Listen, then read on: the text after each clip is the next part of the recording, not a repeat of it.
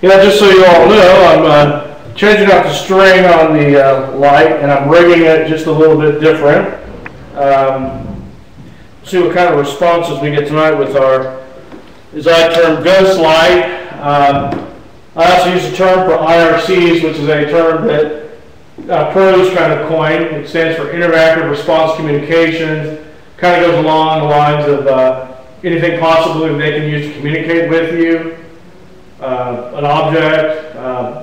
Typically, you're going to hear the term IPCs, which means they're using it's instrumental transcommunication. Usually, they're going to use some type of maybe of a feedback through a camera or something like that. I've done many different things and experiments. This is something new. I'm trying to find some different ways.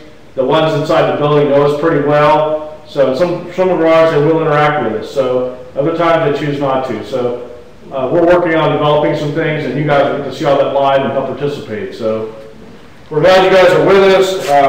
For those of you that are new, Pros is different than most teams, and one of the ways that we're different is that we try to keep you all involved and have you guys participate in what we do by asking questions. That's one way. There's people like Stabs who's in there.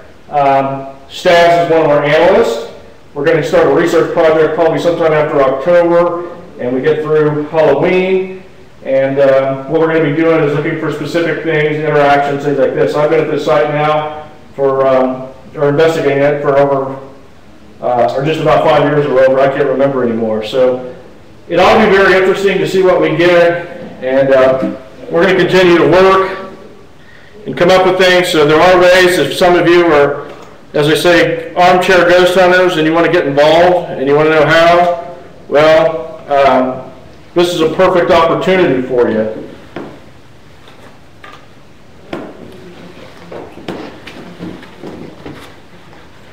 And what I mean by that, you can work as an analyst like Stabs does. Frito is not really a member of Pros. He has done very well, though, capping things. And he's learning to, that some things appear to be paranormal, really aren't. And discovering that, and he's kept a lot of things that he can probably share with you. Okay, what I did differently on this is I've turned it around so the switch is a little harder to manipulate. It does have to really take some manipulation to get it to come on. So I've got it rigged different, and we're going to see what happens. You can see right there, it's pressure that sets it off. I got this idea after,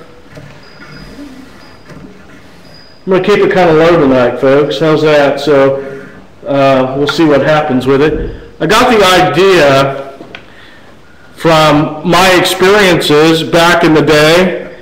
When I say back in the day, when I was a younger boy, I had a lot of paranormal experiences, too many to really mention. And anyways, long story short, in the haunting that I was involved in, Lonnie and I, the alleged ghost would actually turn on our flashlights and things. So this is just kind of a continuation of some of what I know they can do. Okay, pressure switch here. I'm going to turn it off. It's hanging back up, so maybe our disembodied friends will like it and mess with it again tonight. So it doesn't take much to set it off. It can be set off and left on, and I've got the switch reversed so that it's a little harder to turn on. And we'll see what happens. So we'll set up some other things around. Now Frito's got some caps of the things coming on. Usually the thing comes on when we're not paying attention. So our ghost friends that are here, there you go. And that's pretty well centered. We have other things around here. Some of you can't see, and some of you guys are going to be invited to come out in October and visit with us and participate in some of the investigations that we have. And those of you who do, you'll see what we do up here. But we've got wind chimes over here. I'm partially deaf, if you can believe that one. High frequency, at least that's why the Army put me out.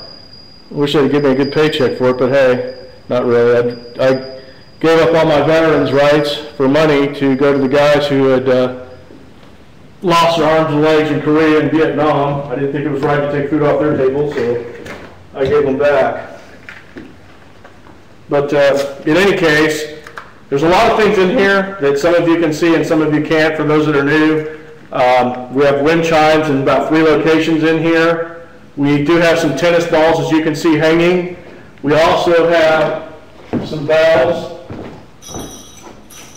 so they can respond by those. We'll put up some other lights in the building. The light right now on one of the cams is out. I'm going to go ahead and probably get a ladder. I believe it's up here somewhere. It's pretty dark on the north end of the building. You can see, if you're looking at cam 1, kind of give you an idea of the layout. I'm standing in the center, which would be pretty close to the center of the room. And if I shine my light down to the north end, it's probably 20 paces away or so. So, anyways, it kind of gives you an idea of the layout of the room. It's not very wide at all, but it is very long. And so I'm going to change out that light bulb. I think we're going to probably put a purple one back in there, but I got to see if the ladder, yep, the ladder's there, so I'll go do that. And Tony's getting things ready. Let's see what our temperature looks like tonight. I went about 80 degrees up here. I'm going to go ahead and open the door and do a little air in here, because I don't care, it'll be very warm.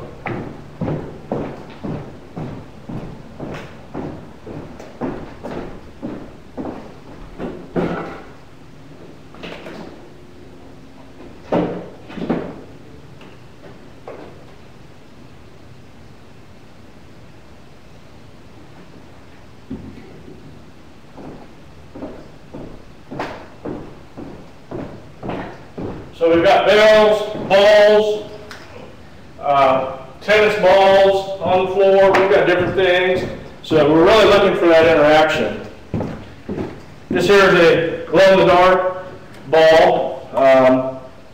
Tonight, Tim's daughter is going to be here. She's 11 years old. We're probably going to see if maybe she can get a response with this.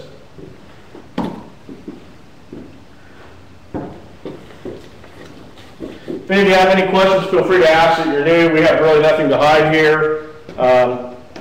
Make yourselves at home. Again, we're pretty open. Pros has 4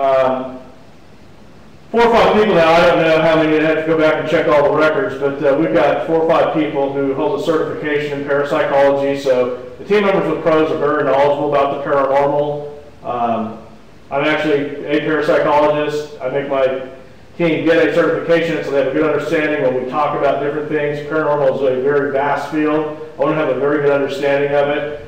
So if you have any questions, we'll tell you that we're experts. Many consider me an expert in the field of ghost hunting and the paranormal. I've got well over 30 years experience at it. So if you have any questions, feel free to ask, and we'll be happy to share with you. And with that said, I'm going to go ahead and do what I need to do.